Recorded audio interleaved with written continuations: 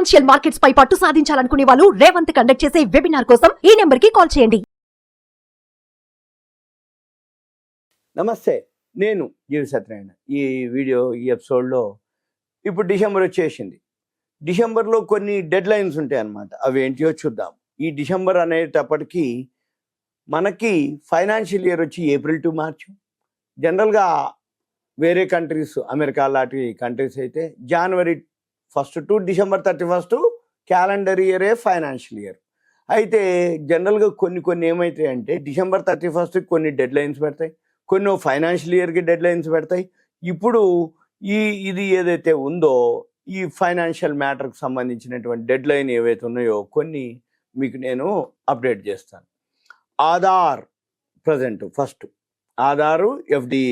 Aadhaar update ఇప్పుడు ఉచిత update. Number 2 special ఎఫ్డీలు అంటే ఫిక్స్డ్ డిపాజిట్లు కొన్ని ఉన్నాయి, అవి ఈ నెలతోటి ముగుస్తున్నాయి. అంటే వాళ్ళు అనౌన్స్ చేయటమే డిసెంబర్ 31 అని అంటారు. అవి మనము చూసుకొని అవి కనుక మన దగ్గర ఉంటే మనము బ్యాంక్కి వెళ్ళి అవి మళ్ళీ రెన్యువల్ చేసుకోవటం అది మనం ప్లాన్ చేసుకోవాలి. తర్వాత క్రెడిట్ కార్డులకు సంబంధించి కూడా కొన్ని మార్పులు ఏవైతే ఉన్నాయో అవి. అయితే డిసెంబర్ 14 తోటి ఆధారు ఏదైతే ఉందో ఫ్రీగా అప్డేట్ చేసుకునే అవకాశం ఉంది.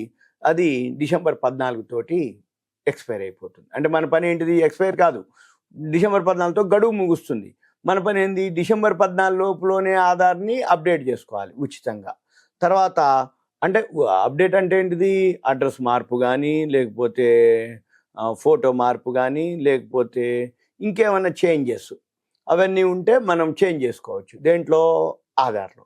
అవన్నీ కూడా ఆన్లైన్లో ఫ్రీగా అప్డేట్ చేసుకోవచ్చు. లేకపోతే మళ్ళీ డిసెంబర్ 14 తర్వాత అయితే అవి సెంటర్లు ఉంటాయి, ఆధార్ అప్డేట్ సెంటర్లు, మీ సేవ, అవి అక్కడికి వెళ్ళి మనము ఒక 50 రూపాయలు చెల్లించి పేమెంట్ చేసుకోవాలి, అప్డేట్ చేసుకోవాలి. తర్వాత ఎఫ్డీలు ఉంటాయి, ఆ ఎఫ్డీలు ఏందో చెప్తా. ఐడిబిఐ బ్యాంక్ వాళ్ళు ఉత్సవ్ స్పెషల్ డిపాజిట్ అని ఒకటి అనౌన్స్ చేయడం జరిగింది. అప్పుడు అది డిసెంబర్ 31 తోటి ఉంది. ఒకవేళ ఎవరి దగ్గరైనా ఐడిబిఐకి సంబంధించిన ఉత్సవ్ స్పెషల్ డిపాజిట్ ఉంటే అది చూసుకోవాలి. అది 300 రోజులని, 375 రోజులు, 444 రోజులు, 700 రోజులు ఇవన్నీ కూడా ఇవ్వటం జరిగింది. అంటే టైం ఫ్రేమ్ అనమాట, టైం పీరియడ్. ఈ టైం పీరియడ్ ఏవైతే ఉన్నాయో ఆ గడువు ఇప్పుడు బ్యాంక్ అందించడం జరుగుతుంది. అవన్నీ కూడా డిసెంబర్ 31 తోటి ముగుస్తాయి. తర్వాత ఈ ఏవైతే ఎఫ్డీలు ఉన్నాయో వాటికి అంటే జనరల్గా 300 రోజులు అయితే 7.5%, 375 అయితే 7.25%, 444 రోజులు అయితే 7.35%, 700 రోజులు అయితే 7.20% వడ్డీ ఇవ్వటం జరుగుతుంది. ఈ సీనియర్ సిటిజన్లు అయితే ఒక 50 బేసిక్ పాయింట్లు ఎక్స్ట్రా వస్తాయి అన్నమాట. అంటే ఏదైతే చెప్పినో దాని మీద ఒక 50 పైసలు ఎక్స్ట్రా కలుపుకోవాలి. ఎవరు? సీనియర్ సిటిజన్స్, 60 సంవత్సరాలు దాటినటువంటి వాళ్ళ వ్యక్తులకి, జెంట్స్ కానీ లేడీస్ కానీ, స్త్రీ పురుషులు ఎవరైనా సరే. తర్వాత పంజాబ్ అండ్ సింధ్ బ్యాంక్ ఉంది, అది స్పెషల్ ఎఫ్డి స్కీమ్లు డిసెంబర్ 31 తోటి వాళ్ళవి కూడా, పంజాబ్ సింధ్ బ్యాంక్ వాళ్ళవి కూడా ముగిసిపోతున్నాయి. అయితే సాధారణ పౌరులకు వచ్చి 222 రోజులకి 6.3%, 333 రోజులకి 7.2%, 444 రోజులకైతే 7.30%, 555 రోజులకి 7.45%. ఇదంతా పంజాబ్ సింధ్ బ్యాంకు. 777 రోజులకి 7.25%, 995 రోజులకి 6.65% చొప్పున వడ్డీని బ్యాంక్ ఆఫర్ చేయడం జరుగుతుంది. అవన్నీ కూడా డిసెంబర్ 31కి క్లోజ్ అవుతుంది.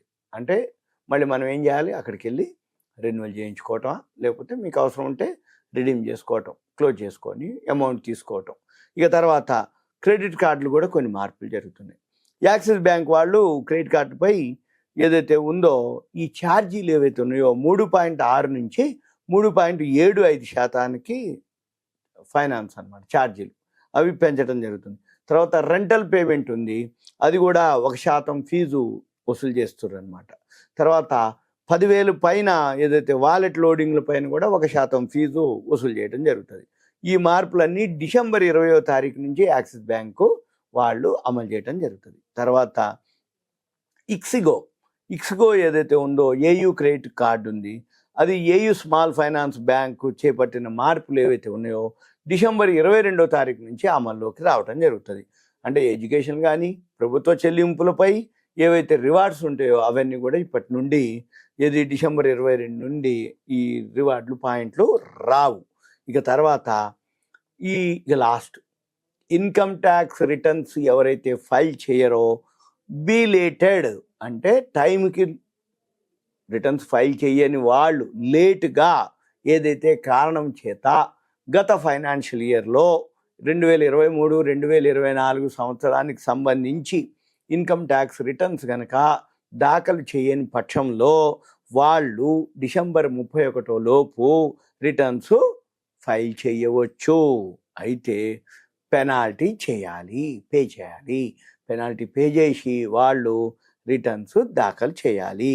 ఇవే కావు, ఇంకా ఏమన్నా 1-6 ఉన్నా కానీ మీరేం చేయాలి, డిసెంబర్ 31 ఏవైతున్నాయో అవన్నీ మీరు ఒకసారి చెక్ చేసుకొని అబ్జర్వ్ చేసుకొని మీరు చేయవలసిన అవసరం ఉంది.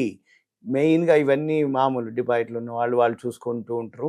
అబ్జర్వేషన్ మీకు ఒక గుర్తు చేయడం కోసమే తప్ప ఇక మెయిన్ ఏంటంటే ఇన్కమ్ ట్యాక్స్ రిటర్న్స్ ఎవరైతే ఫైల్ చేస్తారో వాళ్ళు మాత్రం పెనాల్టీ తోటి చేయాల్సిన అవసరం ఉంది. ఎందుకంటే టైంకి పే చేయకపోతే పెనాల్టీ, ఇంకా చేయకపోతే మళ్ళీ పెనాల్టీలు పడతాయి. కాబట్టి జనరల్గా ఇవన్నీ కూడా వాళ్ళు ఎవరైతే ఇన్కమ్ ట్యాక్స్ రిటర్న్స్ ఫైల్ చేస్తారో వాళ్ళ చార్టెడ్ అకౌంటెంట్ ఉంటారు, వాళ్ళు చెప్తూ ఉంటారు. మనం కూడా ఆ టైం స్పెండ్ చేసి ఇప్పుడు మనం డిసెంబరు మొదట్లోనే ఉన్నాం కాబట్టి ఇంకా టైం ఉంది కాబట్టి ఫాస్ట్గా దాని మీద 1 గంట 2 గంటలు అరగంట ఒక పూట టైం స్పెండ్ చేయగలిగితే ఆటోమేటిక్గా రిటర్న్స్ ఫైల్ చేస్తే ప్రశాంతంగా ఉంటుంది.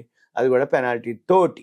ఓకే, ఇదంతా కూడా ఒక awareness, education, information, knowledge purpose మాత్రమే. సుమన్ టీవీ ప్రేక్షకులకు ధన్యవాదాలు. Thank you. సెలవు.